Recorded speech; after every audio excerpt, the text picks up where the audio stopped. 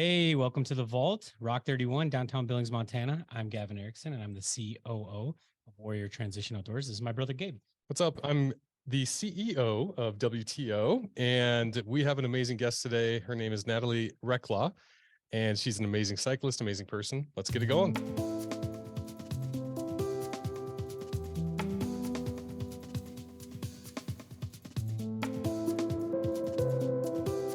So I'm gonna read a little bit about you here. You're a junior road cyclist. You've been road cycling for 3 years. How old are you now? 16. So you started when you were 13. Jeez. And you won the USA Cycling Esports National Championships in 2022 and in 2023. So she's kind of a big deal. Yeah. Where to even start? What got you into cycling? Well, my family has been cycling for a lot of years, so I've always been around bikes. So I just started riding and decided I'd start road cycling and tried it and really liked it. Yeah, but winning those types of things, that's not like, oh, I tried it and I liked it. Like, talk to us I don't about know. like, at what point were you like, I am into this? Well, I've always been really competitive, so I really enjoyed the racing and just kind of happened. Just happened to win the USA Esports competition. That's awesome. What was there an age group for that? Was it your age group that you won? Yeah, it was U17, so people under 17. Wow. So when you were 15 and 16, you're just dominating the field. That's crazy. How many people attend those types of things? Like, how many people did you beat? Last year there were quite a few more than this year. This year there were only like I think 8, and quite a few of them didn't start or finish. So Wow. Crazy.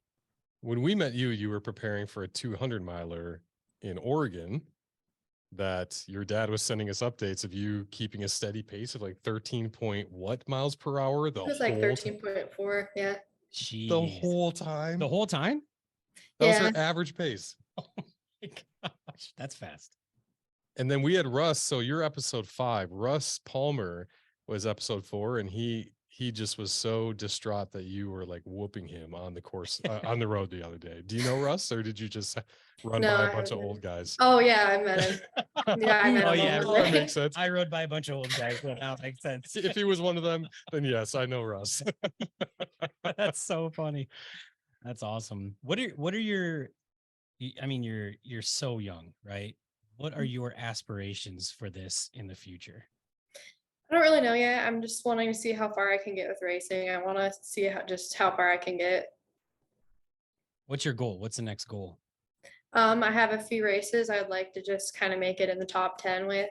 I'm going to go to Baker City Classic in 2 weeks, and then I'll go to Latoja later. You're sponsored in everything, right? Like you're. Yeah. Is that semi-pro? Is that pro? What is that considered? It's still amateur. I mean, But still. you still got sponsorships and stuff. What did it feel like to get your first sponsor? Who was your first sponsor, and how did that feel? It was Hammer Nutrition. It was really exciting. I just like applied through their thing and got a part of their Scholastics program sponsorship thing, and it was really exciting. That's awesome. Crazy. Are you good in school? Like what kind of grades do you get? I'm okay. B's and C's. They say C's are in degrees. Don't listen to me though. Right? Don't listen to me. I graduated with like a C, like grade point average. Yeah. Do you have people coming to you and like from college? Is this a college sport? Do colleges? I do have some Colgate cycling. I haven't really had the opportunity to really meet any college teams, but there's a lot of, so you get into these development programs, you go pro. So that's what I'd be looking at after high school. Wow. That's awesome. That is really cool. Your dad was telling us, how many miles did you put on your bike? Was it last year? Oh, last year, I think it was around 10,000, maybe more. I get it like around 1,200 miles a month. So something like that. Per month. Oh my gosh. I bet in my lifetime I haven't biked 1,000 miles. Oh, easily no. That answer is no. And we grew up in the country bicycling Biking, places, but yeah.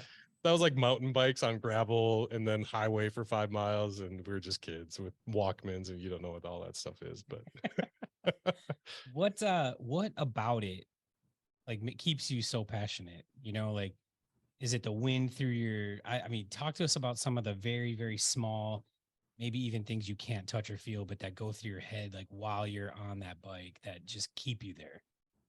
I really enjoy just the challenge and being able to come up with my own challenge if I want, or kind of, I really like having a goal and being able to achieve it and work to achieve it. What's been the toughest moment? If you just recall moments, what's been the Definitely that 200-mile race. Really? Yeah, At it what was like point? 16,000 feet of climbing, about 180 miles in, when there was still another pass to go over, and I just, oh, it was rough. Talk to us about that. Yeah, and it started to rain, and it was really just like disorientating. I was dehydrated and needed to eat, and it was really rough. Did you just stick out your tongue to try to capture some of the rain? Yeah. But what was the inner dialogue? Were you having kind of this moment of like, I got to get up this freaking hill, or like what was? Yeah. It was really hard to get up those hills because like they're like switchbacks, so you didn't, and it wasn't like a lot of like, you didn't get a lot of like ease off the hill. It just kept on going. Yeah. So I was just kind of getting to points where I could kind of recover and then go again, and then I could recover on the downhill. It's crazy. Do you and your parents talk about this, or do you have like friends you talk about like what that does for your psyche, like for the rest of your life? Because like that's, you apply yourself in that way to cycling, right? Mhm. Yeah. Do you apply that grit and determination anywhere else in your life? Yeah, for most things. For most things. Yeah.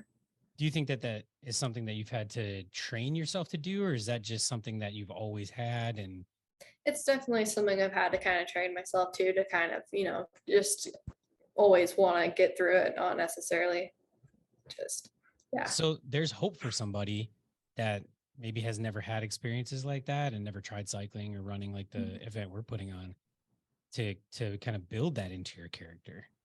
Yeah. That's awesome. Now you have a twin sister, correct? Yeah. Can you tell us the story there? Because I know there's more than just twin sister. There's just kind of a story. Yeah. So my sister got a concussion about a little over a year and a half ago when she was playing basketball. She set a screen and some girl kind of hit her and she went back, and she already had chronic migraines. So that really set her back.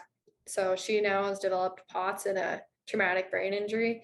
So we've been in and out of Mayo Clinic and just different doctors in Utah and all that.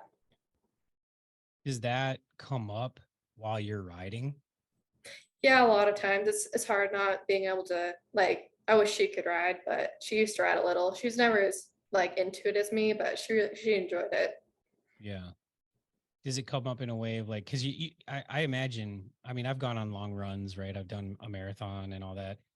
And I remember it's really just a lot of time to think. It Right. really is. Yeah.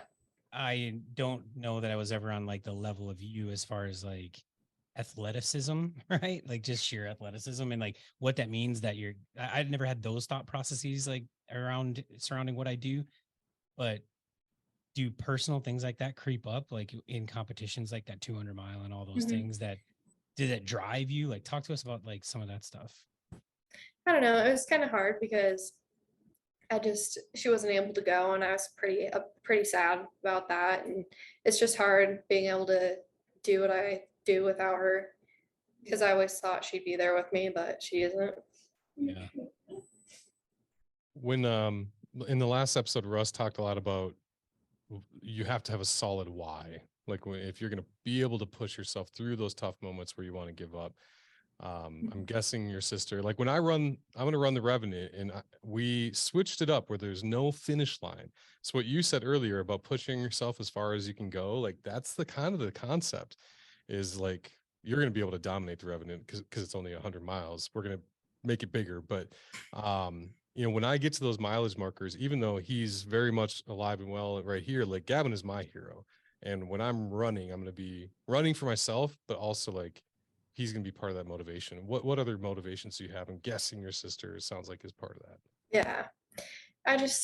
I'm really self-motivated. I like to do it just because I like to be able to achieve challenges, and I just kind of do it. I want to make my family proud and all that. There you go. I feel like your family is so proud. Your dad will just text Oh. me and be like, "Oh my gosh, Yeah. she's in the course right now. Here's where she's." You know? I'm sure. so- yeah, your family's definitely super proud. When we were out there doing that photo shoot, so if for anybody listening and watching, she helped us with our photo shoot. So in the cyclist in those pictures is her. It's a professional cyclist. It's a professional amateur It's a cyclist. professional amateur, but somebody who's done a bunch of these, Yeah. right?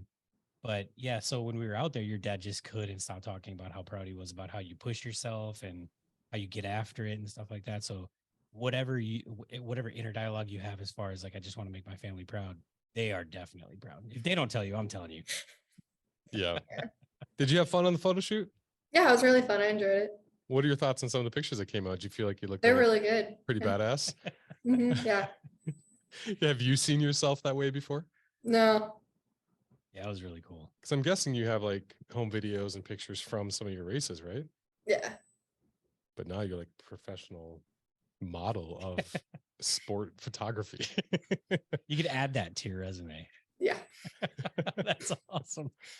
Go Go ahead. No, you go ahead. I'm just thinking, I keep thinking of Stranger Things and like how kids like to bike down the street together. And I'm guessing your friends don't like to go biking with you.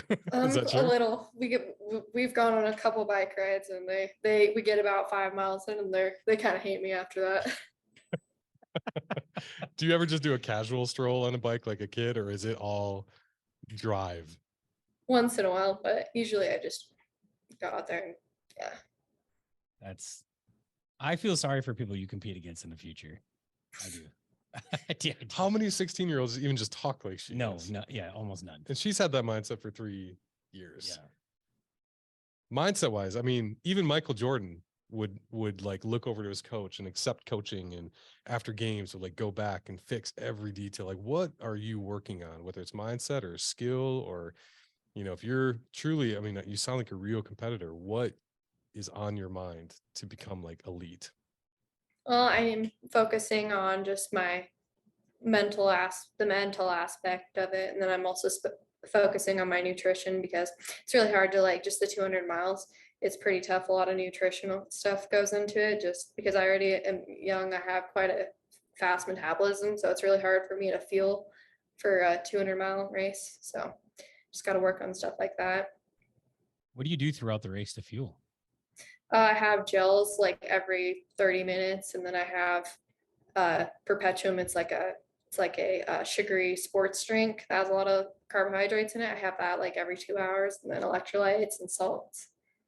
Crazy. And you're having to plan all that. Do you have a timer, or are you just looking at your, like, tell us about like. I have a timer, and then if I am able to have a support crew, then my grandpa will yell at me to drink and eat every 10 minutes. Nice. You have like grandma spaghetti at mile 130 or something. Anything Yep. like that? Like real food, or is it all this like sporty? Sometimes we'll have like sandwiches or bars or bananas, things like that. Okay. You're kind of a unique guest so far, because up until now, everybody that we've had on the show, no one has been a competitor. Yeah. Everybody's just kind of done it because it felt like the right thing to do. It has helped them change their lives in certain ways, or helps them stay fit and healthy and all those things. But you're like our first, like, I do it because I want to compete, right? Like, so and Demi Knight Clark was very close to that, but Yeah. I mean, she wasn't. She didn't talk about it from a competitor standpoint, even though she had a competitor's mindset, like big time. But I get what you're saying. What is that? Does that affect, like, when do you get to be just a kid, right? Like, what do you do to do like kid things? I like to go on runs, and I like to spend time outdoors and things like that. What do you like to do outdoors? I like to hunt and fish and You hike hunt? and yeah, What do you hunt? deer and elk. Have you shot an elk yet? Yeah. Crazy. You're just kind of doing all of the things. You're living the American dream and you don't even know it. You're 16 years old and living the American dream. Crazy. That is crazy. Super successful. It's awesome. What do you want people to know? Like, whether it's about cycling or just about fitness, or from the, what you've learned about our event? Is there anything you want to say? I'm just curious what's going on in that heart. Cycling's fun, I guess. I don't really know. So you have been a young woman before, right? Like 13 is when you started. You're 16 now. What would you tell anybody who is afraid to sign up for something like this, even though it's free, but to sign up and do something like this? Like, because ultimately, if you keep in that competition space with the mindset that you have, the experience that you have, you like people are going to start noticing you, and you're going to be getting state and national attention and recognition, and that's going to create a platform for you to use your story to affect other people in general, but specifically other young women. They're going to look up to you. So what is some advice that you could give someone who's 12, 13, that's just taking those Stranger Things rides to the neighborhood, but Yeah, well, we all have to start somewhere, so just putting in the miles and base miles is all you can really do, and you can just work up. And if you have an event you want to do, you just got to take small steps toward it, and usually you can figure it out. It's pretty easy to figure out. yeah. Do you remember pre-cycling, Natalie? Like, do you remember what's the difference between who that woman was and who you are now? Well, I wasn't quite like, I played school sports, but I didn't really enjoy them as much. I was always enjoying conditioning days and all that. Like that was more of my area. So once I found cycling, I really enjoyed it. That's awesome. Do you have any mantras or anything that you say to yourself to like that really just gets you pumped for the task ahead? Not really. I just am always excited just to the idea of being able to ride. I'm just always in that mindset. I just always do it. Us normies are like, I have to get in the mindset. Yeah, like I have to have the right music on. Do you like music when you ride, or do you? On the indoor trainer, I don't listen to it on the when I ride outside. What's the strangest thing you've ever encountered in a race or on a ride, period? When I was in that when I did that 200-mile ride, there were pheasants that just came in the middle of the road at like 3 a.m. and one of them about took me out. Oh my God. You don't think about a pheasant taking you out. But I've been about taken out by squirrels and chipmunks, all sorts of things. I've seen the size of those tires. I can believe it. It's crazy. So how close did it? Were there pheasants, plural? Yeah, but the others just kind of stayed in the ditch. Just one of them ran in front of the road. Jeez. Did it look like it had a plan? Like, yeah. Oh, those animals want to make you crash. That's their whole. Those animals want to make you crash. That's awesome. I feel like that too. And I'm driving. I'm like, that deer is waiting for me to get right there before it jumps out. I get that. So you went like, what was the time? 3 a.m.? It was 15 hours and 45 minutes, I think. We started at like 3:30, I think. Jeez. Well, I just got a little nauseous. That's a long time to be. What does that do to your body? How many days did it take you to recover? Oh, it took me about a week. I lost a lot of water weight just from like being out in the sun all day, and it took quite a lot. And my tendons, like my muscles did okay and they recovered pretty quickly, but my tendons were really sore for just the week after. Jeez. I don't know that I've ever done 15 hours of continuous workout. A steady 13 miles. 13 what? 13.4. Excuse me. See, 13.4 miles an hour for 15 hours and 45 minutes. That's crazy. I feel like anybody listening to this that has kids is like, get your ass off of the couch and listen to this podcast, right?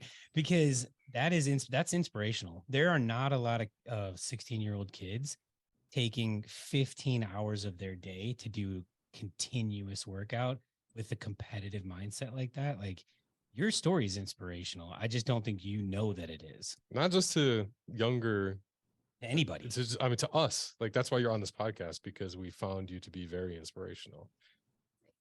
Do you realize that? Like, does that stuff set in, or are you just like, I'm just on the grind? I don't know. It was kind of hard to set in because it was I don't know. It was a small race, so I didn't feel like it was quite as competitive as I would have liked, but it was really tough, and I just haven't quite like, I don't know, understood what it did to my body yet. Yeah, it just hasn't like fully sank in. Yeah. It's not just the race though. It's the race, but also like the mindset that you have and how you just attack life, right? You just get after it, right? Like that's, I mean, for veterans transitioning, for one thing, right? A 16-year-old, as a 16-year-old, you have a lot of applicable things to say about veterans transitioning, which is what our organization is meant to do, is help veterans in the transition. And a lot of veterans, when they get out, right, 200,000 are getting out every single year, and they feel lost. They feel like they don't have a purpose. They feel like they don't have a community, which I'd love to talk to you about in a second. But as far as like a sense of purpose goes, like adopting a mentality like you have and just getting it, like just getting after it, what, like find something and just get after it. Would you agree? Yeah. Community. I mean, Russ is a big part of the like cycling community. Are you kind of a lone wolf, or have you made a lot of friends this way? And I've ridden in a couple of group rides. Do you find that community to be different? I'm just trying to put myself in your shoes. Like Gabe and I both competed in high school sports. Definitely not at like a level that you're at, but small town high school sports. And so we didn't really see, and we competed with our friends. We did team sports. But do you get into stuff like this and then you do like group rides with people that are like-minded like you, and then Yeah. you go to school and you see like this dumbest things happening? Like, have you ever had those moments where you're like, gosh, I can't believe that person hasn't grown up in this way? Yeah, I definitely have, because just riding with people who are more competitive and actually like it's like you get a workout keeping up with them. It was definitely hard for me at school because because when I did school sports, it was just really tough for me to like just the difference in kind of mentalities, and it was really hard. it can be lonely to be unique. It's a lonely position to be, but I just want you to know, like you are so loved by your family. We love you. Yeah, we think you're awesome. Yeah. Thanks. And sometimes we often talk about like going through the suck. It's hard to see what just happened. But like you just completed a 200-mile race. You've done other races. How many races have you done? 6, I think. 6. And what were the distances on those roughly? The esports was like they were in 20s. I did 240s, 112. It was just a time trial, and then the 200, and did one before that. I don't know. So Okay. you went from you went from 40 miles being your max to a 200. Yeah. Crazy. Jeez. I mean, that is a stacked resume. You're a professional model of sport photography now.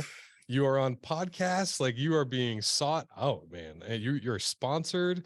Like it's hard to see from in the moment just how special things can be. But I just want you to know, like it is, you're beyond elevated than you're even aware. Yeah. We're proud of you for getting after it. Thanks. Yeah. That's crazy. Yeah. Well, we thank you for being on our podcast. Are you going to do the Revenant? Yeah. Yes. You are. Yes, I like that. Yeah. We just made it free to sign up, and we had this conversation internally amongst our committee, that like Gavin said, like the wilderness is free. Let's make this free. Right. We want people to experience it. We want this to be an opportunity where you could tell your friends, you could tell 30 of your friends, like, hey, you guys want to have an even idea of what I do? Sign up for Revenant. You're going to be supporting veterans and their families. You can ride for whoever you want. It doesn't have to be a veteran. You can ride for your sister, right? And just come out and be a part of community, part of a cause, have a common connection point, and then go as far as you can. Your friends might go 5 miles. They might not even get into the foothills. That's okay, That's right? okay. Yeah. As long as everyone comes out, everyone's gonna have a great time, and that's the idea. So I love that you're gonna be a part of it, because you've kind of been with us from the inception of it. Yeah. When it came to getting the word out about it. So that's great. If you want to set a 200-mile time goal, we will come and pick you up. If you want to set a goal that's beyond the 100-mile route that we have, we'll come pick you up. How many miles, if you had to guess, like you're gonna set a goal for that? Well, how many miles are you gonna do? How many I could do? Yeah. I you could do 500, but I mean, I don't know, probably like 250 or something. I don't know. So if Dang. we developed a 250-mile course, you would give that a go. I try it. That's crazy. Jeez, That's dude. awesome. We might have to develop a 250-mile course. Yeah.